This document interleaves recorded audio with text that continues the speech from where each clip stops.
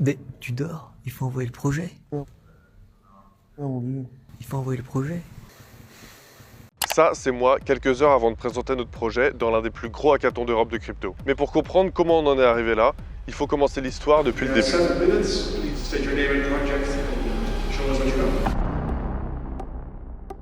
Il y a quelques mois, Nico et moi, on s'est plongé à fond dans le monde de la crypto et de la programmation. Et on a vite compris que si on voulait vraiment progresser, on ne pouvait pas rester à faire nos projets dans notre coin. Il fallait qu'on essaye d'aller au contact des meilleurs. Florent me dit pas de chance, il n'y a pas d'événement avant septembre. Je me dis mince putain. Et là, je vais sur Twitter et je vois qu'il y a le plus gros événement Ethereum d'Europe à Paris la semaine suivante.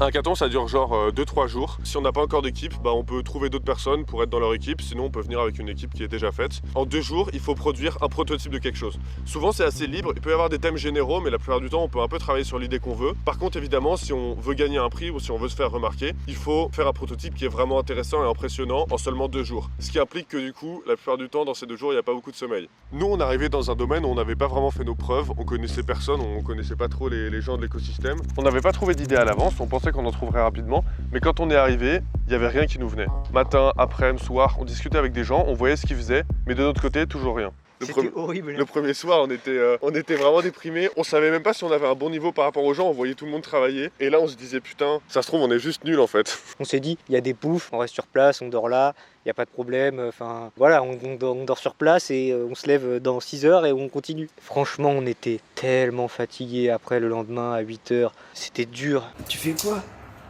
Ça fait rien. Mais quoi, ça fait rien? Ça n'a pas à venir.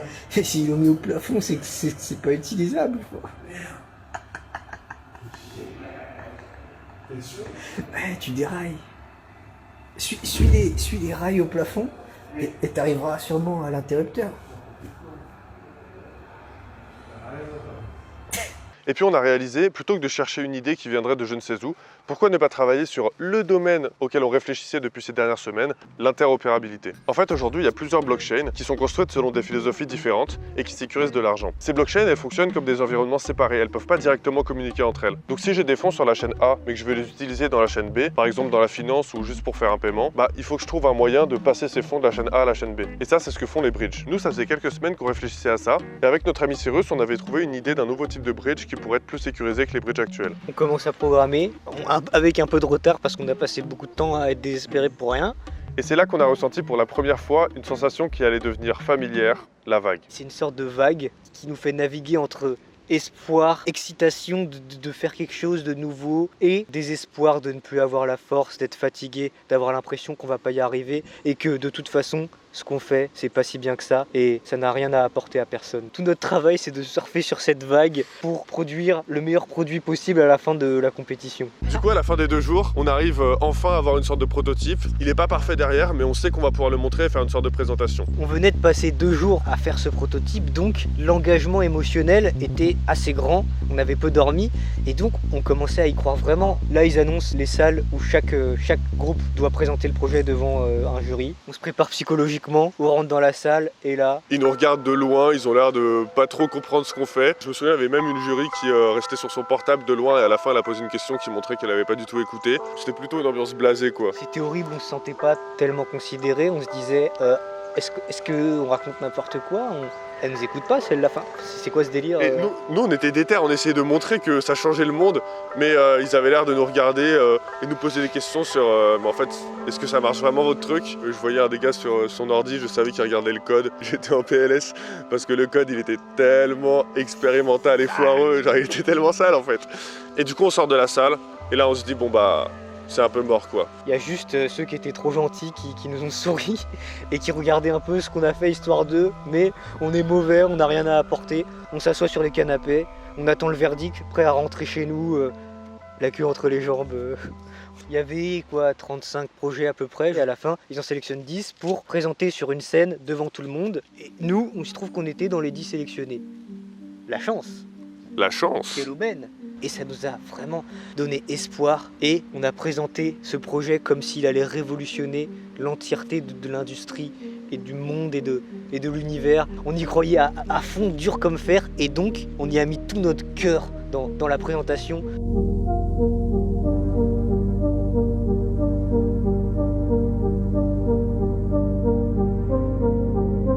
notre ami Sinan, qu'on a rencontré à un meet-up qu'on organise des fois avec la chaîne de Florent, regarde son téléphone, regarde le Discord et nous dit « Vous avez le premier prix, on a le deuxième ».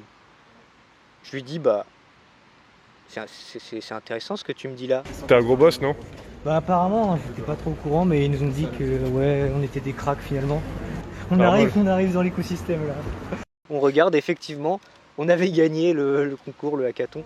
On va à une espèce d'after party, c'était au Louvre, enfin ouais, aux Tuileries, un espèce de bar où les gens discutent, networking, ah intéressant ce que vous avez fait, vous avez gagné, bien joué, oh restons en contact, créons un groupe, ah vous savez nous on investit, et la semaine suivante on reçoit des messages tous les jours, on a créé un Twitter pour le projet, tous les jours je recevais des messages, bonjour nous sommes machin Venture Capital, est-ce que vous êtes intéressé pour un petit appel parce que nous on cherche à investir dans des projets comme le vôtre, des Chinois qui viennent me parler pour nous donner de l'argent pour des parts de notre entreprise qui n'existe même pas encore. Et du coup on rentre chez nous, et là on se dit, on dirait qu'on est sur une bonne piste, creusons, transformons ça en un vrai produit. Et pour transformer ça en un vrai produit, on se dit bah regardons les autres bridges qui existent sur ce marché, puisque c'est un bridge aussi, voyons comment ils font, voyons si on n'a pas des choses à prendre d'eux aussi, est-ce qu'ils n'ont pas eu certains des mêmes problèmes que bah, nous on va avoir en développant ça.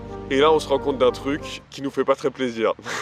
Et là c'est la débandade. En fait c'était une idée de 2015. En fait aujourd'hui ce que les utilisateurs veulent, c'est pas vraiment ce que propose notre produit en termes d'expérience utilisateur, de ce qu'il faut pour attirer de la liquidité pour que le produit puisse fonctionner. On était un peu à côté de la plaque finalement. On avait gagné le hackathon, on était très contents, mais il se trouve que c'est pas parce qu'on avait gagné le hackathon que le projet sur lequel on travaillait correspondait aux attentes du marché pour un produit de ce type. Et retour à la case départ.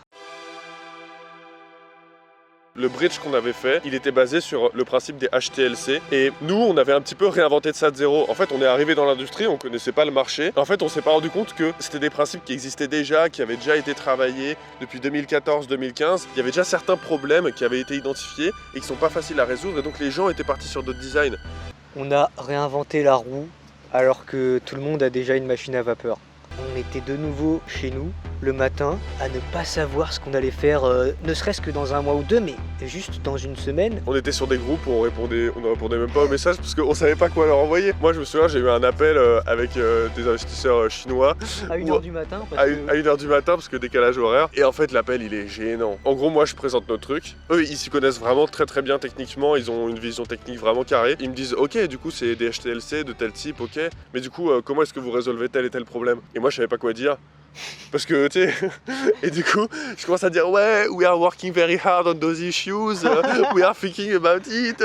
Et en fait, pendant tout l'appel, ça dure genre une demi-heure. Et à chaque fois qu'ils me disent des trucs, je dis ouais, we are thinking about it very hard. Don't hesitate if you want to send us links about how to solve those issues.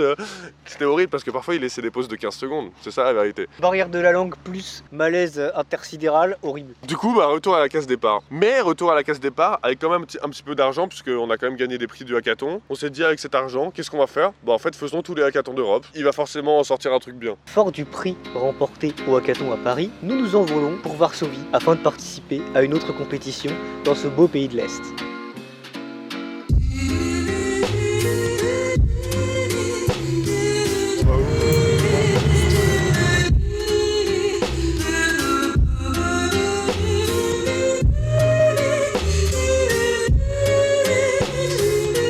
On arrive à Varsovie, la Pologne, très beau pays. Et là, il se passe un peu un drame, c'est qu'en gros, moi j'avais une idée précise de bridge, mais je savais qu'elle était ambitieuse. Et je pensais que, au pire, si on la réussissait pas, parce que c'était un peu ambitieux pour 2 jours, au moins on pourrait faire une partie et ça fonctionnerait. Et Nicolas me disait non, mais c'est mort, c'est un truc énorme, tu te rends pas du tout compte, ça sert à rien de faire ça en hackathon. Je le sentais vraiment pas, je me disais que déjà c'était pas le type de projet qu'il fallait faire avec nos compétences à cet instant.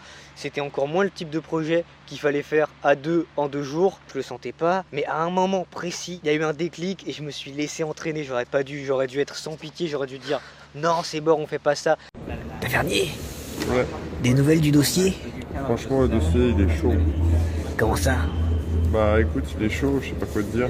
T'as un return, qu'est-ce que tu return? S'il n'y a pas de buffer, tu return 0x. En fait, c'est pas que c'était horrible, je reformule, c'est que on a encore surfé cette espèce de vague espoir grand, un peu surdimensionné, puis désespoir horrible, la descente aux enfers. Comment ça, il n'y a plus de place sur mon disque? C'est une méga blagounette. En plus, en l'occurrence, on devait faire ça en Ink, qui est un langage très peu connu, qui est une variante du Rust. Et nous, on n'avait quasiment jamais fait de Rust. Et du coup, rien que le coup d'entrée pour commencer à rentrer dans ce langage, C'était plus de 2 jours. bah, c'était déjà plus que le temps du hackathon en fait. J'étais pas content de ce qu'on a produit, mais j'étais content de l'investissement. Enfin, Ouais. ça veut rien dire, mais au moment où on rend le projet, là je vais sur la plateforme où on envoie les projets pour qu'ils soient examinés par les jurys. Et je vois qu'il y a une autre équipe qui a fait à peu près la même chose que nous, Mais mieux, mais un peu mieux. un peu mieux. Et j'étais plus compétent et là je me dis putain. Et là on rentre le trajet, les 10 minutes du lieu du hackathon à notre chambre. Et là, c'était horrible. On avait gagné une fois à Paris un hackathon, mais finalement c'était un coup de chance parce que là on était capable de rien faire d'intéressant à Varsovie.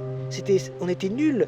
Moi j'ai pas cru une seule seconde qu'on arriverait à faire le truc en Ink. Ah mais c'est parce que t'es un pessimiste. Je suis pas un pessimiste, là j'étais réaliste. Et je me souviens à ce moment-là, avant de traverser la rue pour retourner dans notre chambre, le Airbnb, on se regarde avec Florent et on se dit ok, là on n'a pas 36 000 choix. Il faut qu'on devienne meilleur techniquement, il faut qu'on ait une meilleure vision, il faut qu'on devienne meilleur en tout point de vue. Et nous on repart quand même avec un petit prix, un lot de consolation. Voilà, un tout petit peu d'argent. On repart un peu triste dans notre douce France. On prend l'avion, voilà, comme ça, on regarde le sol. Et on se dit mais on croyait qu'on était bon. En fait, c'était un coup de chance. Fort de cet apprentissage, on revient à Paris, on travaille à fond, on continue à faire ce qu'on fait entre les hackathons, c'est-à-dire essayer de comprendre mieux l'écosystème, lire du code, écrire du code, faire des prototypes, continuer. Jusqu'au moment où le hackathon de Berlin arrive. Et le hackathon de Berlin, c'était vraiment particulier parce que c'était un autre niveau que tous les autres hackathons qu'on avait fait. C'était un énorme hackathon avec plus de 1000 personnes. Il y avait des mecs, franchement, d'un niveau qu'on n'avait jamais vu nulle part ailleurs. C'était aussi super parce que il y avait un peu cette ambiance, un peu cypherpunk, un peu hacker, des gens qui faisaient des conférences sur comment échapper aux États, lutter contre l'oppression des États. C'était incroyable. C'était vraiment cet esprit de la crypto un peu underground, un peu contestataire. Mais cryptographie, pas crypto-monnaie. On était assis à une table, on commençait à se préparer mentalement donc à la compétition qui nous attendait. Je regardais Florent et là il me dit « Oh mon Dieu, il y a James Prestwich derrière toi !» Et en fait, il se trouve que James Prestwich, c'est un mec qui a fait la moitié des bridges actuellement sur le marché. Donc là on se lève, on prend nos sacs, on va lui parler, on discute avec lui de pourquoi telle manière a tel avantage par rapport à telle autre méthode, etc. C'était trop bien en fait parce que on parlait avec les meilleurs, les personnes qui sont les plus compétentes dans leur domaine. C'était pas des gens qui savent parler, c'est des gens qui savent faire. Nous on regarde la liste des sponsors pour voir si ça nous inspire. Et il se trouve que là on tombe sur Hyperlane qui est en train de développer justement une infrastructure de communication entre les blockchains, entre les réseaux. On va voir le gars qui représente cette entreprise sur l'événement. On se dit il doit pas avoir beaucoup de temps, on va juste lui demander quelques conseils pour travailler avec ce qu'il fait. Et là on se rend compte qu'il trouve notre projet vraiment bien. Et du coup on se met à travailler ensemble, genre il se met à côté de nous et limite en fait il fait le reste du hackathon avec nous alors qu'il était censé être mentor. Et du coup c'était vraiment marrant, genre le dernier jour, quelques heures avant de rendre le truc, il était 4h du mat, on avait fait genre une nuit blanche et demie et lui il avait dû rentrer à sa chambre d'hôtel et on était en appel sur genre comment résoudre des problèmes de transactions qui passent pas. Mais tu dors, il faut envoyer le projet. Oh mon Dieu. Il faut envoyer le projet.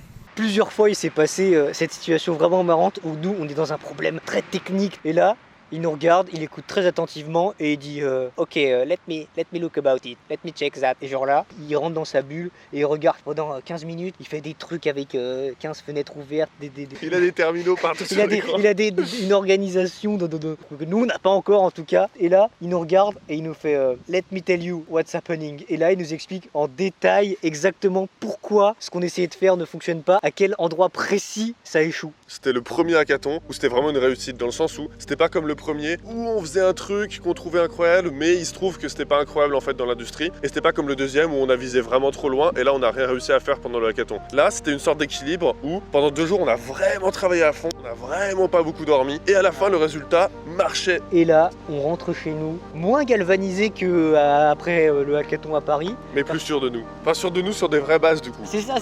Sur des bases qui commencent à être plus concrètes. C'était une assurance plus saine, plus mesurée. Et donc on continue à travailler sur cette idée de rendre les crypto-monnaies accessibles à tous. On veut que les personnes, que ce soit nos amis où n'importe qui dans ce pays, ou même dans l'Occident, ou même dans le monde entier, puisse faire ce qu'elles veulent avec leur argent, que ce ne soit pas la banque ou je ne sais qui décide de ce qu'elles font avec leur argent. Nous voilà maintenant au Portugal. Dans 2 jours, on a un nouveau hackathon. On ne sait pas exactement ce qu'on va y faire. En tout cas, on a des grandes ambitions et on espère pouvoir vraiment apporter quelque chose au monde en fait.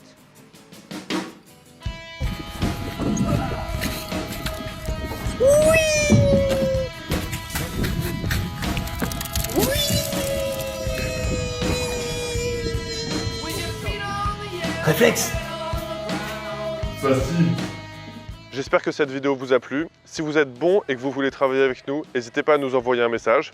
Et si vous connaissez un endroit sur Paris qu'on pourrait louer pour pas trop cher et qui pourrait devenir notre QG, pareil, ça nous intéresse vraiment. Ça peut être un appart ou des bureaux. De toute façon, pour nous, la ligne est assez fine. On se retrouve bientôt pour une nouvelle vidéo. Allez, ciao!